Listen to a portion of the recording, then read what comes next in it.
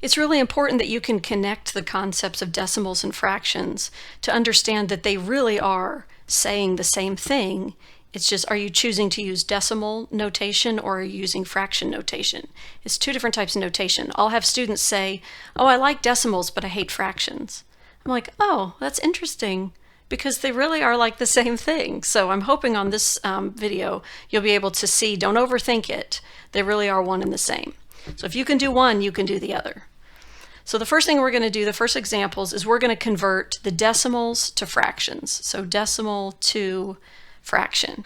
And if you'll use the concept of place value, we can translate these very easily. All you have to do is say the number. So the number right now is in decimal format, and what that number says, since it ends in the second place value there behind the decimal, that is the hundredths place. So this number is 35 hundredths.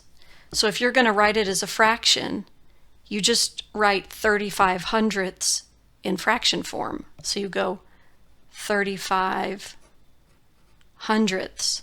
It's literally that simple, because this says 35 hundredths and so does this. This says 35 hundredths. In fact, if I were to just say 35 hundredths, you wouldn't know which one I was talking about. So yes, this can be reduced, but for the sake of seeing the connection here, I'm not going to reduce these. Okay, I'm just going to leave it 35 hundredths. So basically, if it ends in the hundredths place, you make 100 your denominator, and then the other numbers just go in the numerator.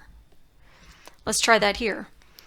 This is 2 and 25 hundredths, but I want to write it all together as a fraction, and I don't want to have to do any math on the side. So if I know it ends in the hundredths place, then I know my fraction is going to be hundredths, and you put all the other numbers in the numerator with no decimal. The point of converting this to a fraction is to not have a decimal. So it's 225 hundredths, right? Because this extra 2. So what you have is basically 2 plus 25 hundredths. But I want to write it as one fraction, and I would have to put that over 1. I'd have to get a common denominator of 100, and maybe then you can see that's where the 225 would come from. But I don't want to have to do all of this. I want to make that leap immediately. So the trick is, wherever the decimal ends, put that in your denominator, and then fill in all the numbers on the top. So for this part C, this one ends tenths, hundredths, thousandths. So this ends in the thousandths place. So I put a thousandth. And you put the 4501 on the top. So that's 4,501 thousandths, because it ends in the thousandths place. So the kicker is noticing what place value this ends with. Now let's go the other way. We're going to convert the fractions into decimals. So we're going to use kind of a similar strategy in that we know that the denominator of the fraction correlates with where the number ends. So we're going to think about that. All right, so this, if you say this fraction, it is 63 hundredths. So we know that if we have these place values, right, and then a decimal and then more place values, right? If I know that this is hundredths, it means that my number is going to end right there. So I'm going to end in my hundredths place. And you have to pick up the 63 and place them in the place value so that it ends in the second decimal place right there. So you would just say that, 63 hundredths. You see how that's in the hundredths place. So you make sure that the number that you pick up ends in whatever place value goes with hundredths or thousandths or whatever it is. So this would have been, we needed to make sure that our number ended in the hundredths place, right? So when I put the 63 down, I made it end there. For the 10,000ths place, okay, we've got tenths, hundredths, thousandths, 10,000ths. Okay, I need to pick up my number that's in the top, pick it up and set it down so that it ends here. So what do you do if you have a blank? You fill it in with a 0. So 0.0315. Do you have to put the 0 at the front? No, you don't. Not this one that's on the left side of the decimal, but you absolutely need the one that's on the right side. But the one that's here on the left is optional, but it does make it easier to see the decimal point. Now what about the next one? 7/20ths. Well, the problem with that is that's not 100th or 1,000th or 1/10. We need to have the denominator as like a power of 10.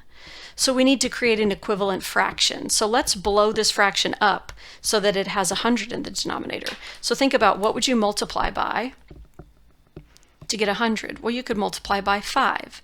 So I'm just going to make an equivalent fraction, and that's going to be 35 over 100, which turns out to be 35 hundredths. See, it's ending in the hundredths place. So the 2 zeros, it's 2 decimal places behind the decimal.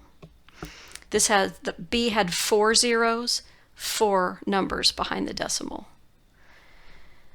Let's try 27 out of 250. Now, will 250, can we turn that into like 100 or 1,000 or something like that nicely? I think we could turn it into 1,000 if we multiply by 4. But then we'll have to multiply the top by 4. And if we multiply the top by 4, I believe we get 108. And then underneath, we get 1,000. So if it's the thousandths place, see the 3 zeros? That means you're going to have, after your decimal, 3 places after your decimal. So you're going to pick up this number 108 and you're going to drop it so that it ends in your thousandths place. So like that. 0.108. And then the last one is 125. 125 is one of those numbers that plays nicely with powers of 10. You can multiply by 8. If you multiply 125 by 8, you get 1,000. And so you'd have to multiply on the top by 8. So again, this ends in the thousandths place. So think about, you got to pick up the number 8. It's got to drop right here, which means you have to fill in with some zeros. So 0.008, that would be 8 thousandths, and that's the same thing as 1 divided by 125.